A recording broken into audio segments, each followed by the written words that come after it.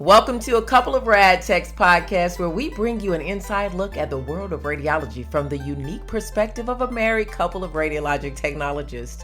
Together, we have years of experience, exactly 30 years in the field, and we are here to demystify the science of medical imaging.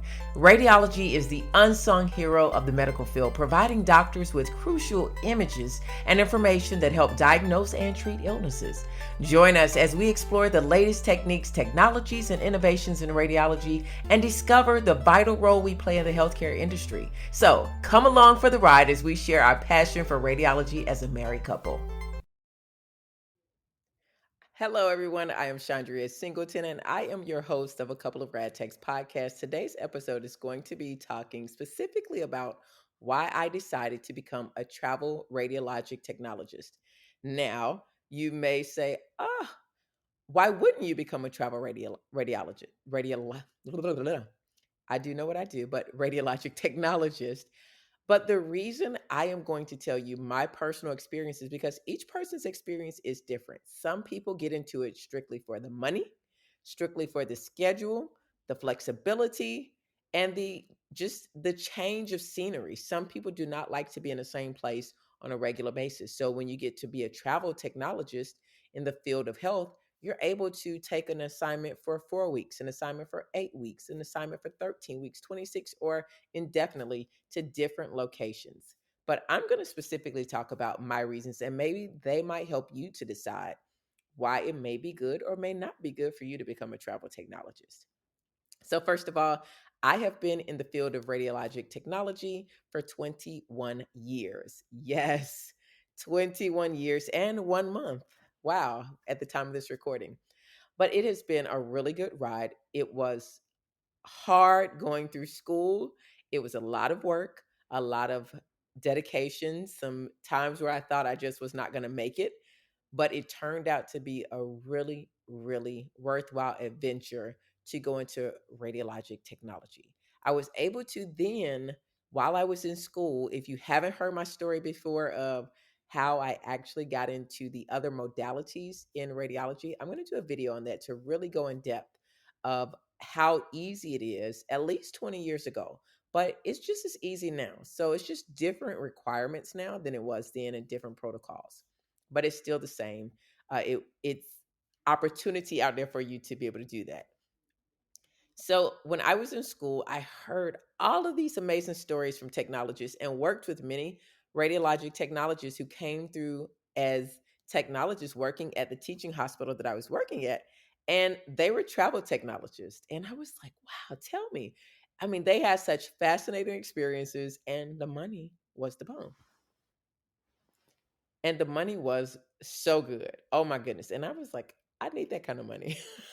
I really, really need that type of money on a 13-week basis. Like, you can make really, really good money in a short period of time. Why wouldn't I be interested in doing that?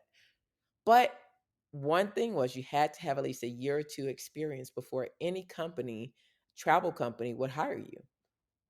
And at that time when I was in school, it was such a shortage in technologists.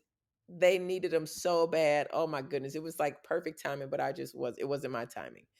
And I was like, this is not going to last when I get out of school and get my experience.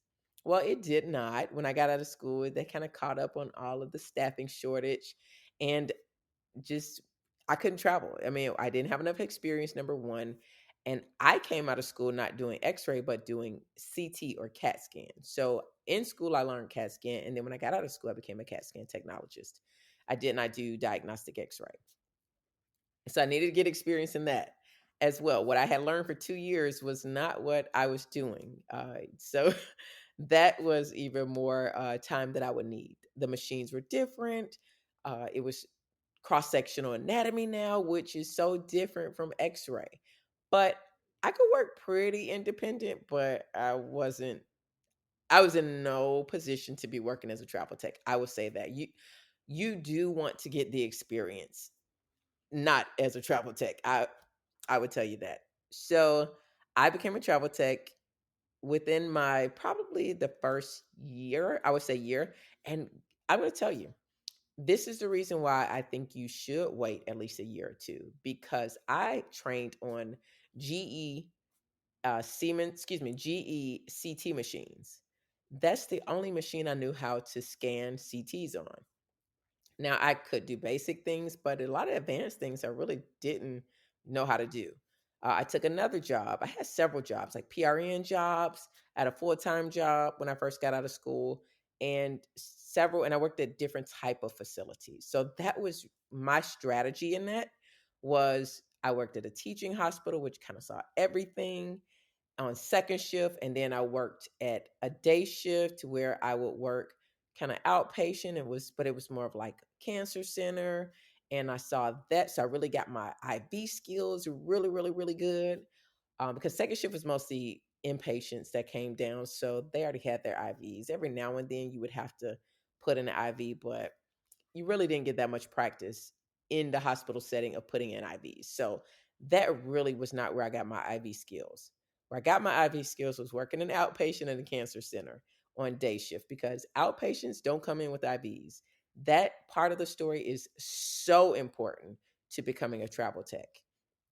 And then I got some outpatient experience at a few other jobs that I would pick up here and there, which gave me kind of a different pace and more of an independence than what I had at the hospital. You always had kind of somebody to fall back on in the hospitals, but kind of working those outpatient places, you were by yourself on the worst shifts, weekends, nobody there. So you had to put on your thinking cap. You had to use your critical thinking skills, and yeah, that's what whipped me into shape, I feel, but I still wasn't ready. But my little fearless self decided, someone called me and said, hey, back then you had a lot of people that had their own agencies, especially locally. And the radiology world is really small. So I actually got a call from a gentleman. He had heard about me from someone else that I was looking to always pick up shifts, and I was always open and flexible. I'm a hustler, you guys. I'm definitely going to be out there working. And I was like, yeah. Well, this new hospital opened up. Now it's a huge hospital now. It's been bought up by one of the biggest hospitals in this area. But at the time, it was just, this little hospital, kind of teeny, brand new. And yeah, he couldn't get anybody to work there. So he was like, would you do it? And I was like, sure. I look back now, and yeah, it wasn't for the money because I shorted myself on that job, but I didn't know any better. That is why I am big on talking about radiology and really knowing your value and helping people to understand their value when it comes to doing radiologic sciences and technology, because a lot of times we short ourselves even starting out, and we don't have to.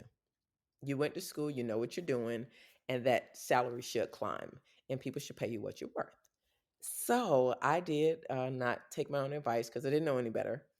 But I remember my first third shift at this place. He told me it was GE. It was not GE, it was Siemens.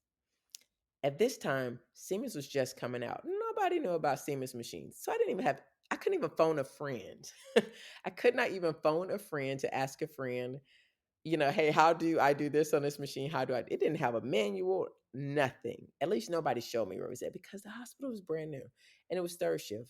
None of the management, nobody was there. Literally thrown into the fire. I think I got the call like the night before, signed the paperwork, and I went. Get there, and I'm like, how do I even turn this machine on? And we didn't have Google and all that stuff back then. So I am trying to figure out, I think it took me about an hour to turn this machine on. I am not joking. It took about an hour to turn the machine on, the CT machine on. Once I got it on, I knew how to scan. That wasn't a problem. So I had all these ER patients waiting on me because I couldn't figure out how to turn the scanner on. And I had no one I could call third shift who even knew how to work on the machine to do it. And there was a guy there who did nuke med, but he did CT as well. But literally, he was in a room sleep, and he was never any help. I mean, like, oof. I worked with him at another job somewhere else. Just an awful, awful person to work with. Just, I felt bad for the patients that he did stuff on. Like, anyway, I digress. But I just, oh my goodness. At that point, I realized I was in over my head, and I figured it out though. Came back the second night. Second night was a little better. Third night, a little better. And that fourth night, there was another tech there in X-ray, and they didn't know CT. So what I did was I helped them learn CT. I would let them scan the heads and show them how to do heads. If they helped me like transport and because there still was some things on the scanner I had to figure out. It's not so much the aspect of doing the CT scans, but when you're traveling, you know how to scan. That's not the problem. Your technical skills usually are fine. It's the paperwork, the processes, and the scanner if you've never worked on that scanner before. And I'm gonna tell you, some of these places don't have the spanking brand new stuff. If you think you're gonna walk into a travel assignment and it's everything auto bolus tracking and the machine talks to the patient while you're doing the injection and you just have to sit back and set up things and it does, you are gonna be sadly mistaken. Almost every contract job I have ever been on is older machines, older equipment.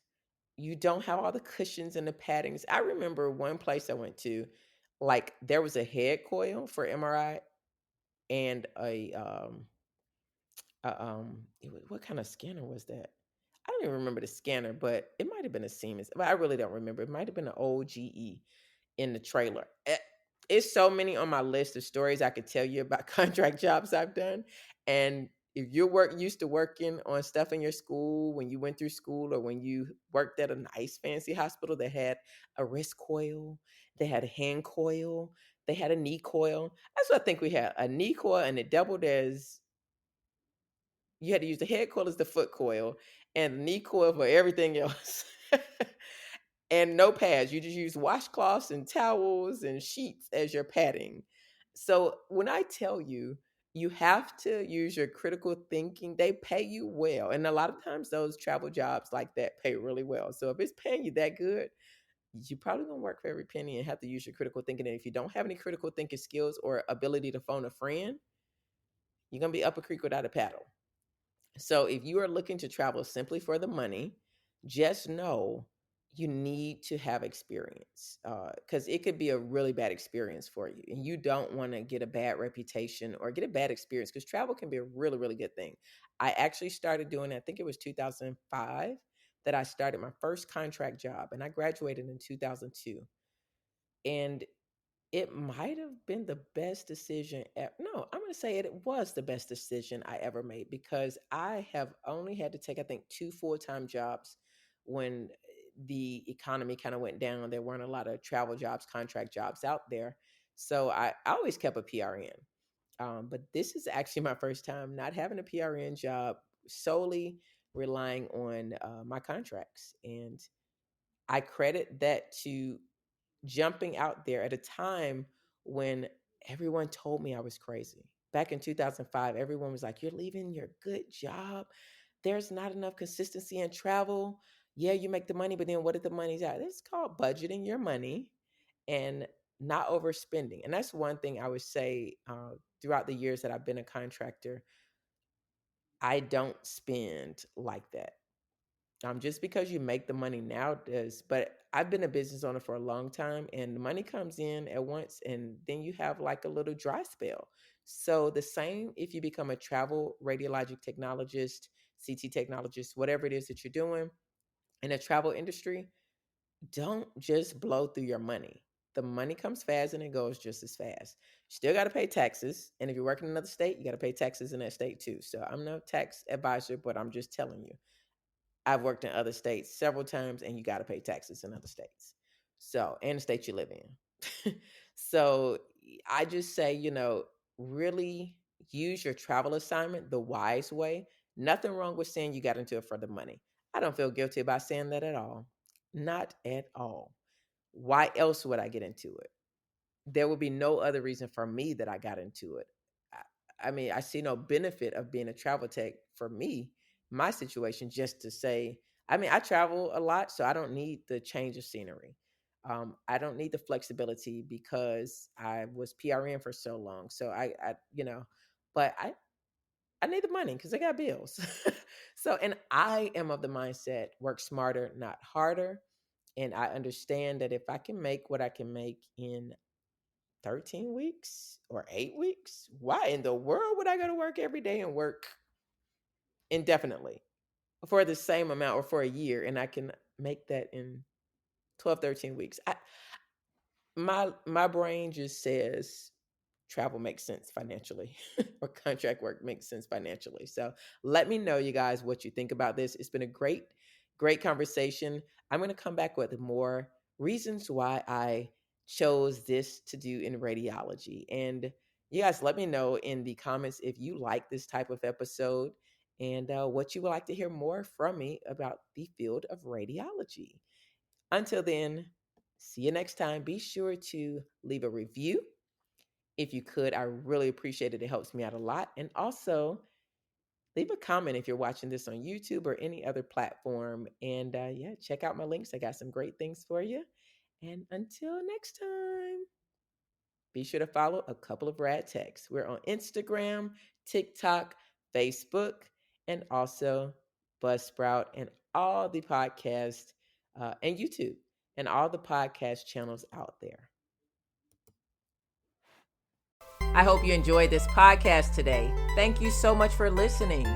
This is just one of the many free resources I offer to my clients to dump unhealthy habits and begin living. Be sure to visit my website for more free resources and health coaching. Again, thank you for listening. Be sure to subscribe, leave a review, and share this podcast with others so they can join the Let's Chit Chat podcast. Have a great day, you guys. See you next episode.